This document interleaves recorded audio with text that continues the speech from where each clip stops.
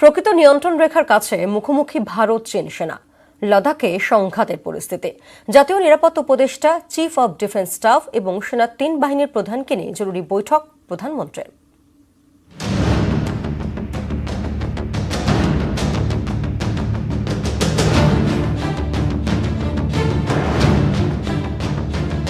চোখে চোখ, একদিকে ভারতীয় সেনা, আরেকদিকে চীনের সেনা। প্রকৃত নিয়ন্ত্রণ রেখা বরাবর পূর্ব লাদাখের কাছে একাধিক জায়গায় মুখোমুখি ভারত চীন। উত্তেজনা চরমে, রীতিমতো সংঘাতের পরিস্থিতি। 2017 সালে ভারত চীন ভুটান সীমান্তে ডোকলামের পর এরকম সংঘাতের পরিস্থিতি আর তৈরি হয়নি। তবে বিশেষজ্ঞরা বলছেন, প্রকৃত নিয়ন্ত্রণ রেখার কাছে এবার চীনা সেনার তৎপরতা আগের বারের চেয়ে একেবারেই অন্যরকম। বেজিং 2 থেকে 2,500 সেনা মোতায়েন করেছে লাদাখের প্যাংগং, সো এবং গালওয়ান উপত্যকায়। গালওয়ানে বেজিং বাংকার তৈরিরও চেষ্টা চালাচ্ছে বলে খবর। সেনা সূত্রে খবর, পাল্টা ভারতও বাড়তি সেনা মোতায়েন করেছে। প্রকৃত নিয়ন্ত্রণ রেখার কাছে বিভিন্ন এলাকা নিয়ে ভারত চীনের মতভেদ রয়েছে। সেখানে প্রায় চীনের বিরুদ্ধে অনুপ্রবেশের অভিযোগ ওঠে। তবে সামরিক বিশেষজ্ঞদের অনেকে মনে করেন, এবার প্রকৃত নিয়ন্ত্রণ রেখা বরাবর চীনা সেনার তৎপরতা যথেষ্ট উদ্বেগের। বিশেষ করে চীন যেভাবে গালওয়ান উপত্যকাকে টার্গেট করেছে, সেটা নয়াদিল্লির কাছে চিন্তার। কারণ এই এলাকা নিয়ে ভারত চীনের মধ্যে কোনো বিরোধ ছিল না।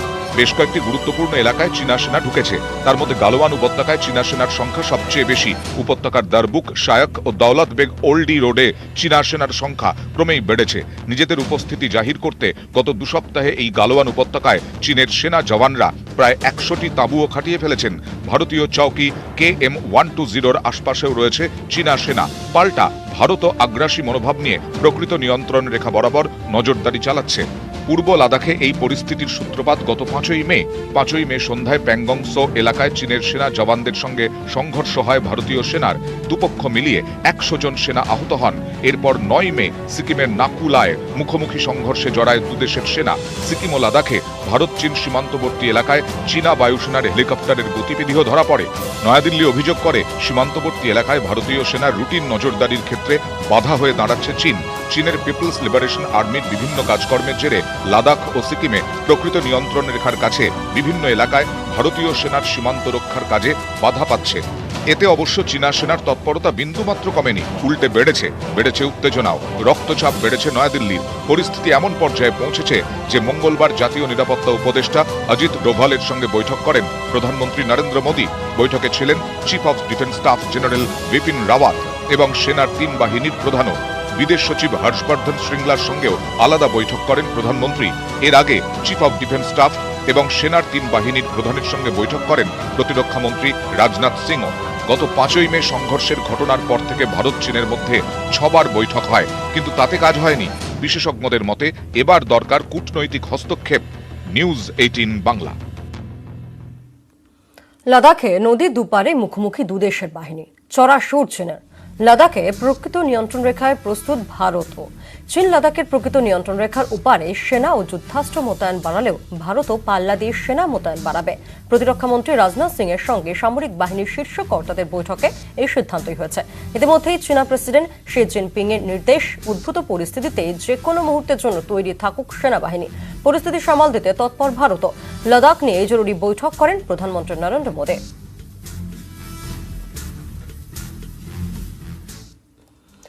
লকডাউন তর্জনকে মোদী সরকারকে নিশানা করলেন রাহুল গান্ধী। প্রশ্ন তুললেন, লকডাউন তো ব্যর্থ, এবার কি?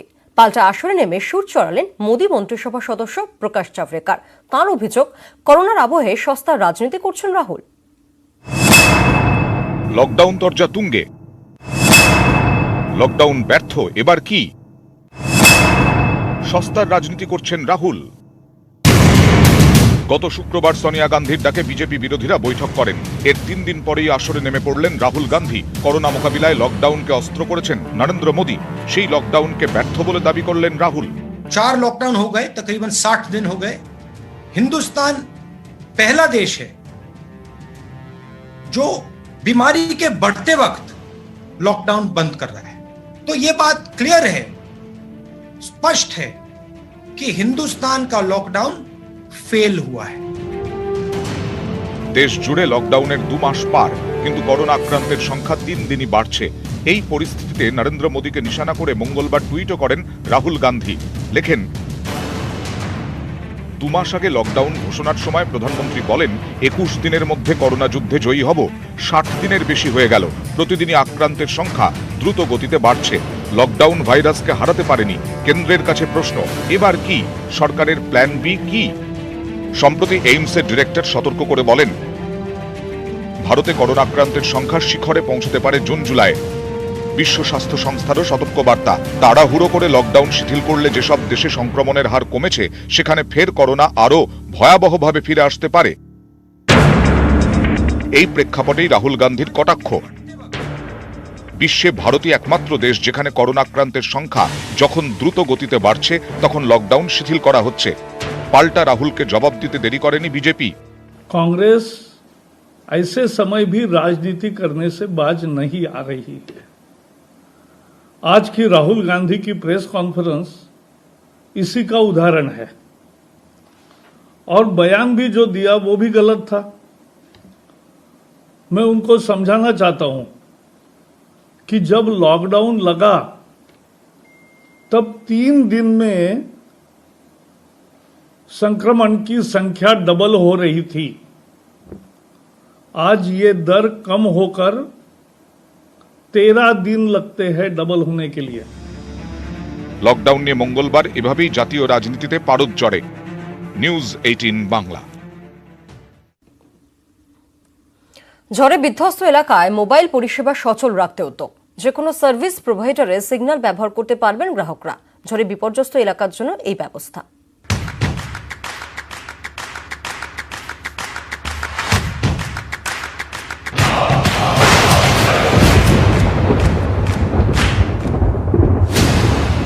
আমফানের তাণ্ডবে কলকাতা সহ একাধিক জেলা লন্ডভন্ড, বিদ্যুৎ বিভ্রাট, ঝড়ে মোবাইল টাওয়ারগুলি ক্ষতিগ্রস্ত, নেটওয়ার্ক নেই, বাড়িতে মোবাইলের সিগন্যাল বার ডাউন, ফোন করা যাচ্ছে না, নেট তো দূরের কথা, রাস্তায় বেরিয়ে সিগন্যাল খুঁজতে গিয়ে কালঘাম ছুটছে।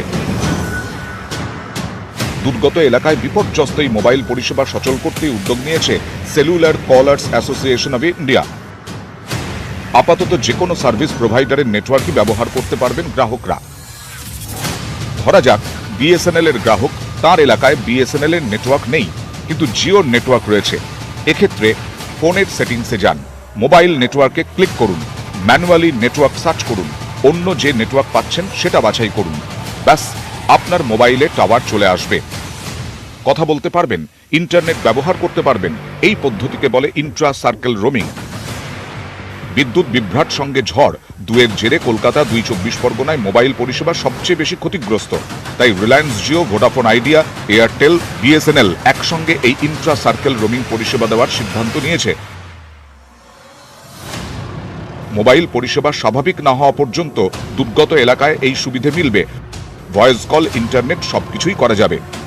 এর জন্য আলাদা করে গ্রাহককে কোনো খরচ করতে হবে না। মোবাইলে নেটওয়ার্ক না থাকায় সমস্যায় পড়েছেন অনেকেই। কেউ দূরে থেকে বাড়ির লোকেদের সঙ্গে যোগাযোগ করতে পারছেন না, কারোর আবার মোবাইল ইন্টারনেট না থাকায় লকডাউনে শিখে উঠেছে ওয়ার্ক ফ্রম হোম। বাড়ছে চাকরি হারানোর ভয়, সরকারি কাজেও সমস্যা হচ্ছে। এই পরিস্থিতিতে সমস্যার সমাধান ইন্ট্রা সার্কেল রোমিং পরিষেবা। ইতিমধ্যেই অনেকে অস্থায়ীভাবে অন্য নেটওয়ার্ক বেছে নিয়েছেন, আপনিও বেছে নিন।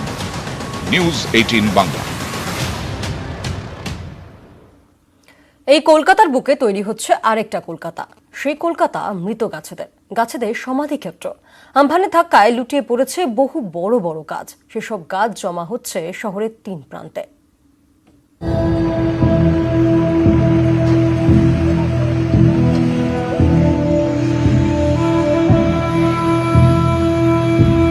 যুদ্ধের হেরে যাওয়া সেনাদের গণকবর যেন, লরি টেম্পোতে বোঝাই করে আসা আরো অনেক মৃতদেহের সঙ্গে মিশে যাওয়া। আমফান যুদ্ধে হারের পর এটাই পরিণতি, গাছেদের জন্য শহর কলকাতায় সমাধিক্ষেত্র।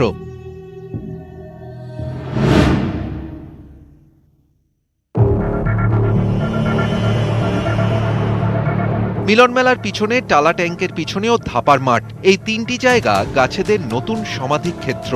শহরের বিভিন্ন জায়গায় ভেঙে পড়া গাছ তুলে এই 3টি জায়গায় আনা হচ্ছে। রাস্তা অবরোধ মুক্ত হচ্ছে, জমছে মৃত গাছের পাহাড়। শহর জুড়ে গাছেদের লাশ, কিন্তু সেই সমস্ত গাছ কোথায় রাখা হবে তা নিয়ে চিন্তায় পড়েছিল পুরসভা।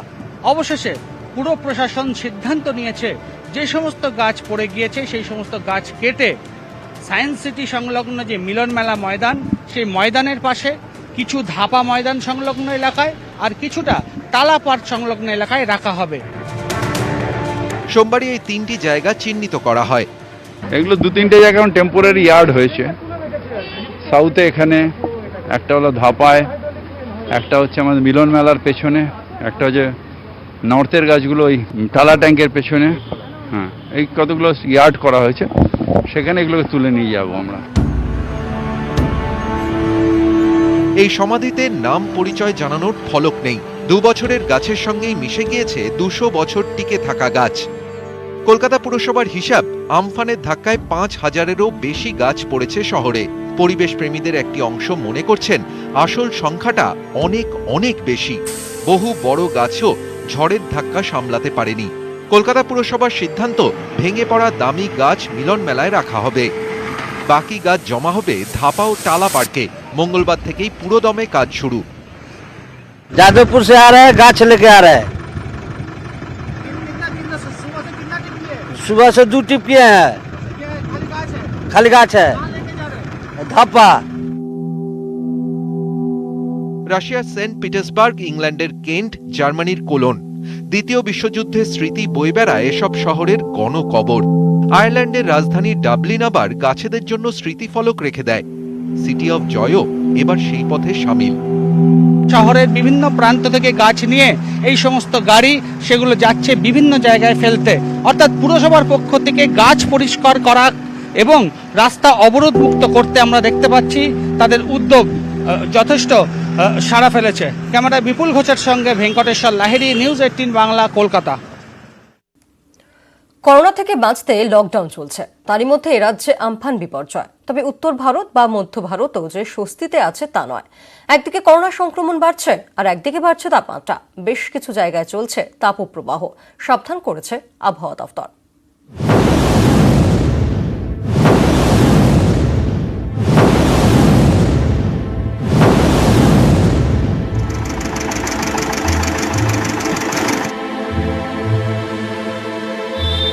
করোনা সতর্কতায় এতদিন দেশের বিভিন্ন জায়গা বিভিন্ন জোনে চিহ্নিত হয়েছে, রেড, অরেঞ্জ, গ্রিন জোন। এবারও সেই রেড, অরেঞ্জ, গ্রিন। তবে এবার করোনা নয়, তাপপ্রবাহের সতর্কতায়।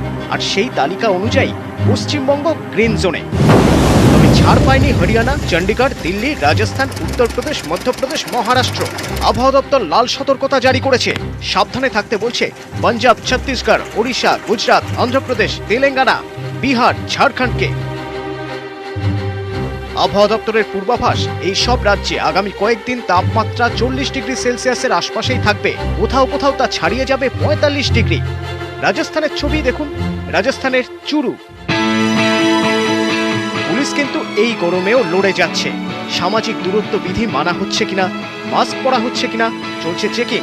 রাজস্থানের কোটা থেকে যে ছবি তুলে আনলেন আমাদের প্রতিনিধি। पौधे मिलते हैं, पौधों के नीचे खड़े हो जाते हैं, ग्लूकोज लाते हैं, ग्लूकोज का प्रयोग करते हैं। फिर हम वापस पब्लिक को समझाने के लिए कोई बिना मास्क के हमें नजर आता है तो उनको समझाते हैं, मास्क बांधने के लिए बोलते हैं, सोशल डिस्टेंस के लिए बोलते हैं। যত দূর চোখ যায় পিচ গলা রাস্তা, ধুধু ফাঁকা। করোনা শুধু নয়, লু থেকে বাঁচতেও মাথা, মুখ, নাক সব ঢাকা। कल 25 मार्च से शुरू हुआ नौतापे का असर राजस्थान के सीमावर्ती जिले श्री गंगानगर में भी देखने को मिल रहा है। श्री गंगानगर जिला पूरे विश्व में 90 स्थान पे रहा 46.9 डिग्री सेल्सियस तापमान के साथ। যে ছবি রাজস্থান, চণ্ডীগড়, মধ্যপ্রদেশে, সেই একই ছবি উত্তরপ্রদেশে। লখিমপুর হোক বা গোরখপুর, উত্তরপ্রদেশ যেন গরম তাওয়ায় জ্বলছে। লখিমপুরের দুধোয়া সংরক্ষিত বনাঞ্চলে দেখা গেল গরমে বাঘেদের দাপটও কমেছে। भीषण गर्मी को लेकर इंसान का हाल तो बेहाल है ही। लखीमपुर खीरी के दुधवा टाइगर रिजर्व में जंगली जानवरों का भी हाल गर्मी से बेहाल है। লকডাউন বিধি মেনে দূরত্ব বজায় রেখে দোকান তো খোলা, কিন্তু গরমের দাপটে খদ্দেরের দেখা নেই।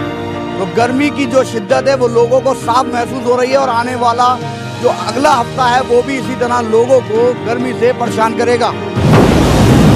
আবহাওয়া দপ্তর বলছে হরিয়ানা, চণ্ডীগড়, দিল্লি, পূর্ব রাজস্থান, মধ্যপ্রদেশ এবং পাঞ্জাব ও পূর্ব উত্তরপ্রদেশের কিছু অংশে বইবে লু।